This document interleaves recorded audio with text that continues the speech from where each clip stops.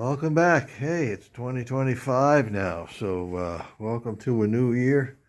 Out in the shop, the Christmas season is over now, so it's time to get started on some other projects. I've been doing some other things as well, but mostly out in the wood shop and that sort of thing. But anyway, I picked this little Honda 305 Dream up from a friend of mine named Todd, and he's had the bike for about 2 years.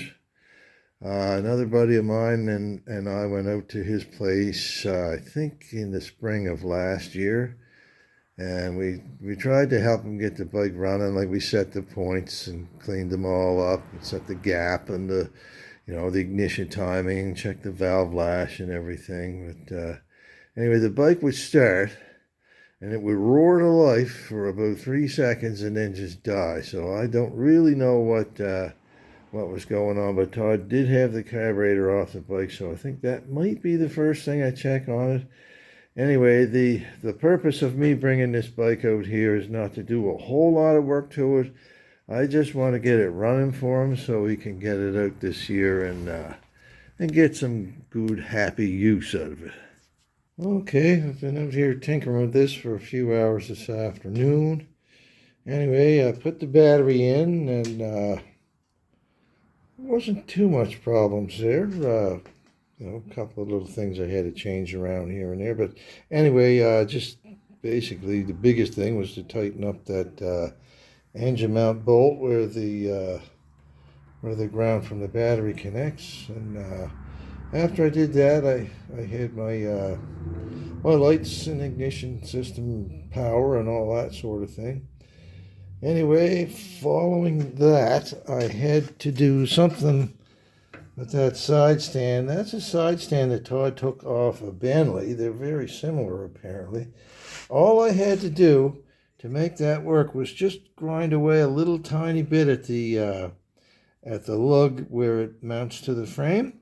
And like I say, that only took about maybe 10 minutes of fiddling around to get that to work. And anyway, the spring wasn't there for it, but I found one, obviously, that works. So that'll do the trick. And a few other little things. This was mounted with the two towers facing upward. And of course, it was just loose anyway. It wasn't really tightly mounted. But the trouble with that is, if you have it that way, then it gets in the way of the side cover when you go to put that on. So that won't do. Anyway, all I did to make that work was gear up a couple of little stainless steel brackets so I could bolt this coil on through the holes that are already in it. And, took a little head scratching to figure that out, and then I tilted that coil mount a little bit down on the back side. And all I had to do that was just drill another hole in this coil mount a little bit further back so I could tip it in that direction just slightly so that the towers would clear. And it just bent the fin back slightly on that selenium rectifier. I really hope that works, because they're hard to come by, but there's other ways of skinning that cat if I have to. But anyway, after I did that, I checked for fire at the plugs, and I do have fire at the plugs, which is great. I've already had these points cleaned and adjusted and the timing all set there, oh gosh, about 7-8 months ago, back in the spring last year. Before I try it, though, I think I'm just going to take the carburetor off. There's only 2 bolts that hold that on. And just take that off so I can check and make sure that it's assembled properly. And right now I have to stop because it's about 4:30 and I got to go in and cook supper. Well, there's that little carburetor. It's pretty green and stinky looking. I thought it had been cleaned up, but anyway, maybe it got dirty in the meantime. I don't know. It has been sitting around for a few months. Anyway, I'm going to take that all apart, clean it all up, and I wasn't sure if I gave Todd a new set of floats. Maybe these are them. I don't know. Anyhow, I'm going to take that apart, clean it all up. Okay, there it is, all back together and cleaned up.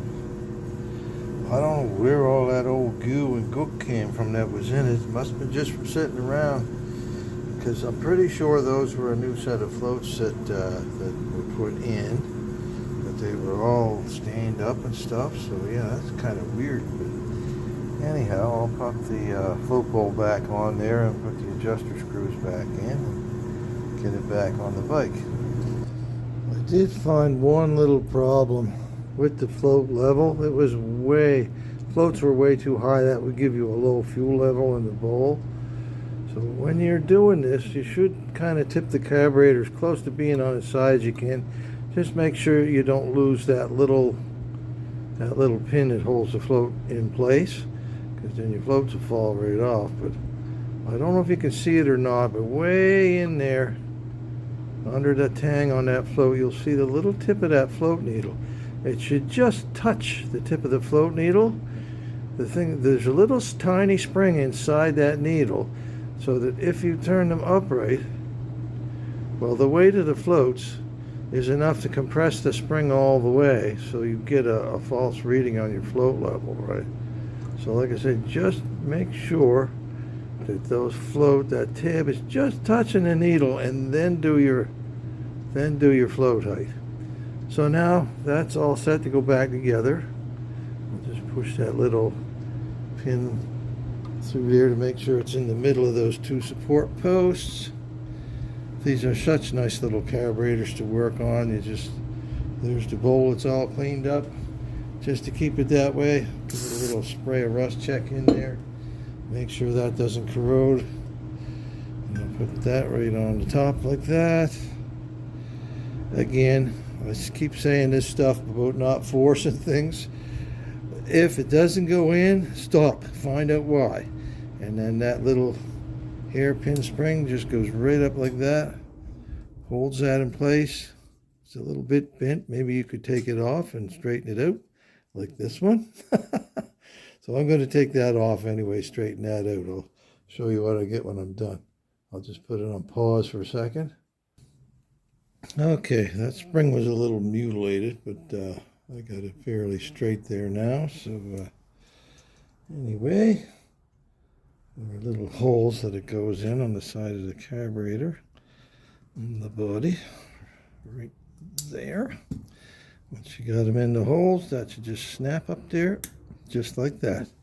So there it is, all back together. Oh, I got to put the screws back in. One screw, it has a taper on it. That's the air adjustment screw for the pilot circuit. So we'll put that in there. We'll just screw that in till we feel the bottom out. There it is, and we back it out about a turn. That's a good place to start for adjustment. Then the throttle stop screw goes in from the side here, right in there. And we put that in there, and I will adjust that so that I get an opening on the back of the throttle slide of about maybe a 32nd of an inch, between a 64th and a 32nd. That should give me a good idle position, at least to start with, for starting up this motor. So let me get this back on the bike, and we'll be one step closer to seeing if it runs.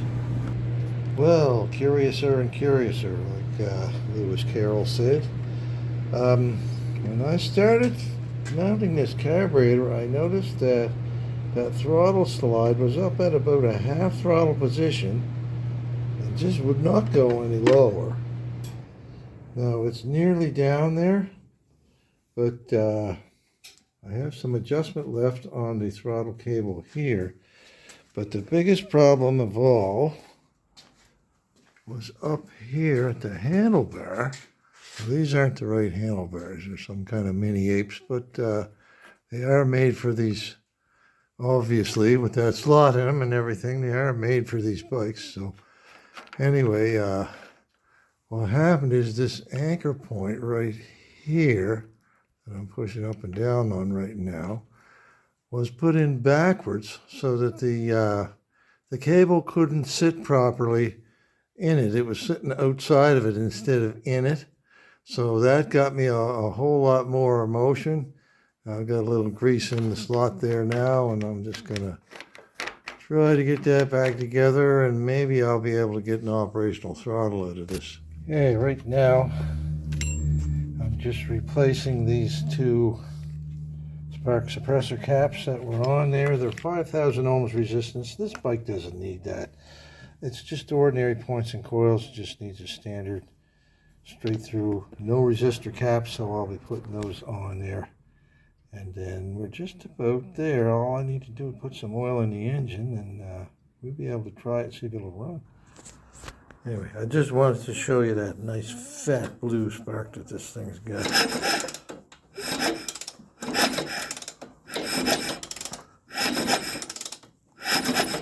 That's a real good spark there. Yeah, that should light this thing up.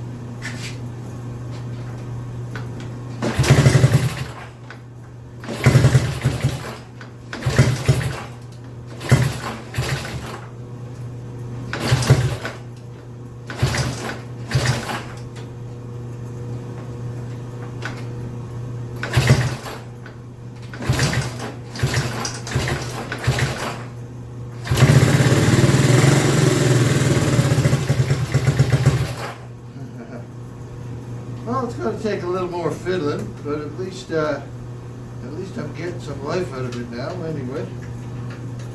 So with that, I will cut this one out and, like I said, do a little more fiddling with it.